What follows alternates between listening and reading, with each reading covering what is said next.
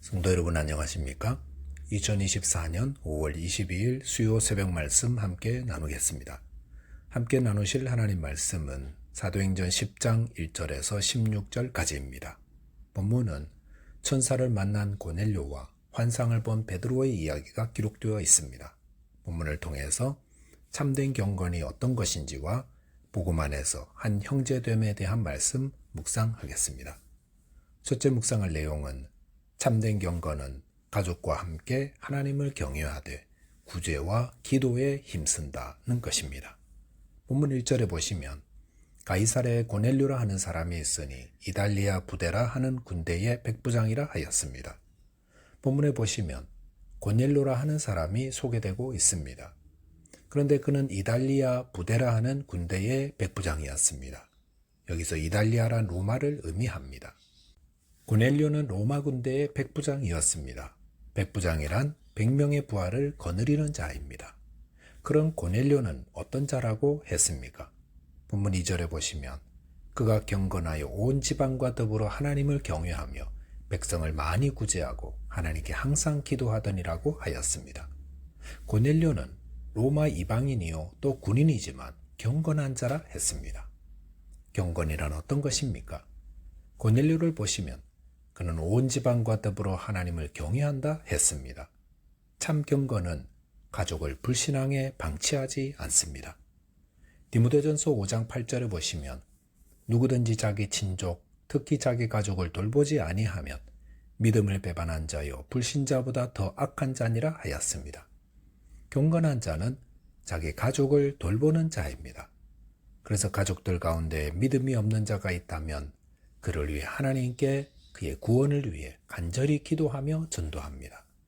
그렇기 때문에 경건한 자는 온 지방과 더불어 하나님을 경외합니다.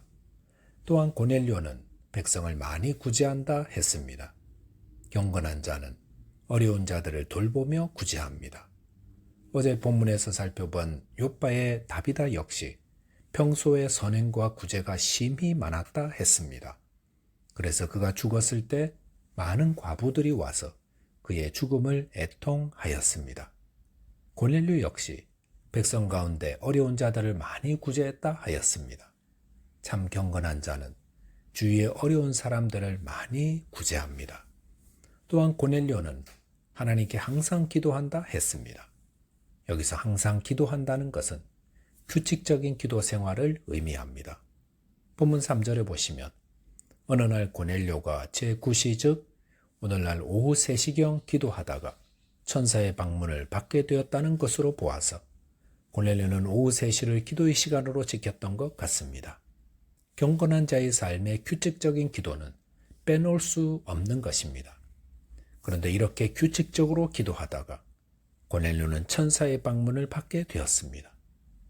규칙적인 기도 생활은 참으로 중요합니다. 사도행전 3장에서 베드로와 요한이 성전 미문에서 구걸하던 나면서 안전뱅이를 일으킨 것도 제9시 기도 시간에 기도하러 올라가다가 행한 것이었습니다. 또한 본문 9절에서도 베드로가 환상을 보게 된 것도 제6시 기도 시간에 기도하러 지붕에 올라가서였습니다.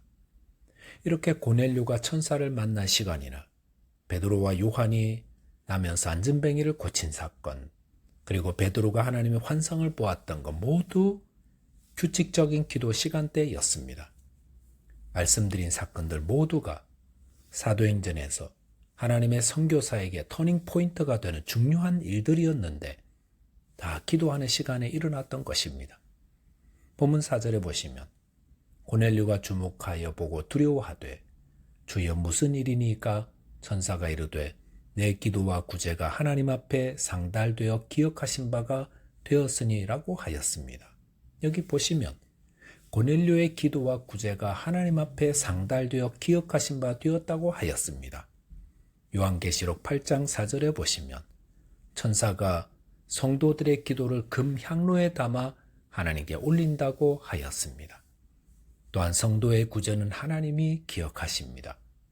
잠언 19장 17절에서는 가난한 자를 불쌍히 여기는 것은 여호와께 구워드리는 것이니 그의 선행을 그에게 갚아 주시리라 하였습니다.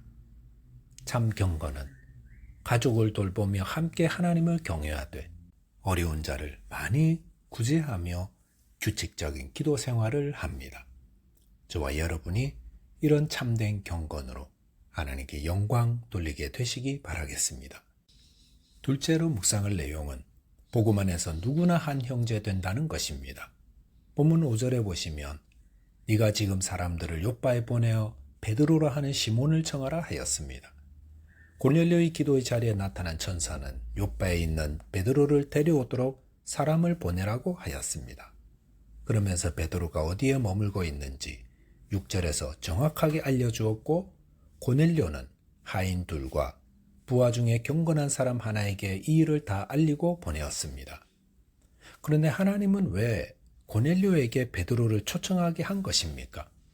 본문 9절 이하에 보시면 그것은 고넬료를 통해 예루살렘 교회의 수장인 베드로에게 하나님의 중요한 뜻을 보이기 위함이라 할 수 있습니다.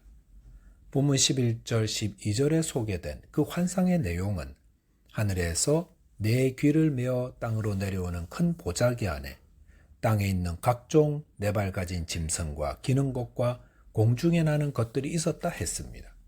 그리고 본문 13절에 보시면 또 소리 있으되 베드로야 일어나 잡아먹으라 하거늘 이라고 하였습니다. 이에 본문 14절 15절에 보시면 베드로가 이르되 주여 그럴 수 없나이다. 속되고 깨끗하지 아니한 것을 내가 결코 먹지 아니하였나이다 한데 또 두 번째 소리가 있으되 하나님께서 깨끗하게 하신 것을 네가 속되다 하지 말라 하더라 하였습니다. 베드로가 본 이 환상은 무엇을 의미하는 것입니까?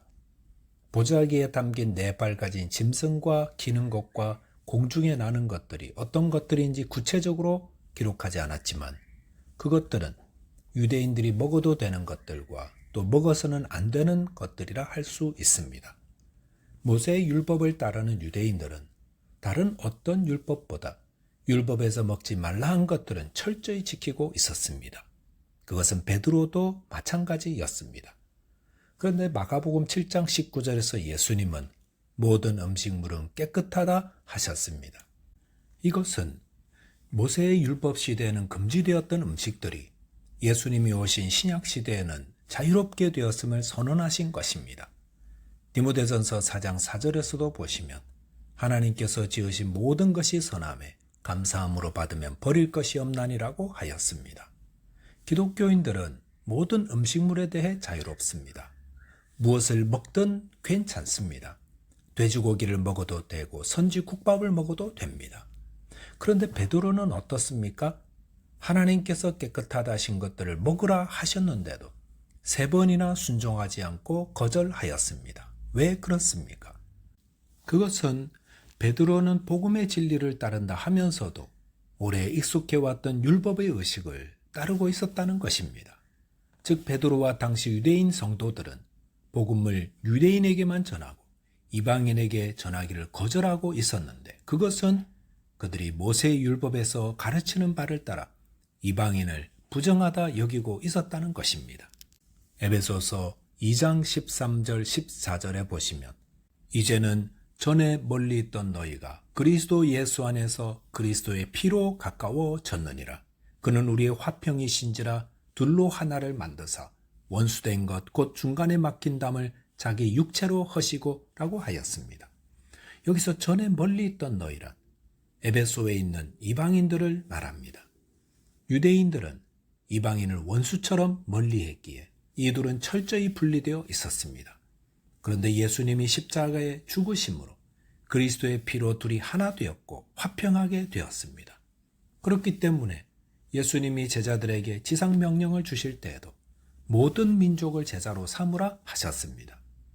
베드로를 포함하여 초대 유대교 성도들은 그들이 따르던 유대교 의식에 사로잡혀 이방인에게 복음 전파하기를 꺼려하고 있었습니다. 하지만 고넬료와 베드로의 환상을 통해 누구든지 주의 이름으로 하나님 백성 되게 하셨습니다. 저와 여러분이 주님이 허무신 차별의 벽을 우리의 좁은 편견으로 다시 세우는 어리석은 자 되지 말아야 하겠습니다. 기도하겠습니다. 하나님 아버지, 저희에게 참된 경건의 삶을 살 수 있게 도와주십시오. 또한 예수께서 허무신 차별의 벽을 저희의 편견으로 다시 세우지 말고 복음 안에서 다 한 형제 자매 되게 해 주옵소서. 예수 그리스도의 이름으로 기도하옵나이다. 아멘. 오늘도 믿음 안에서 승리하는 하루 되시기 바라겠습니다. 감사합니다.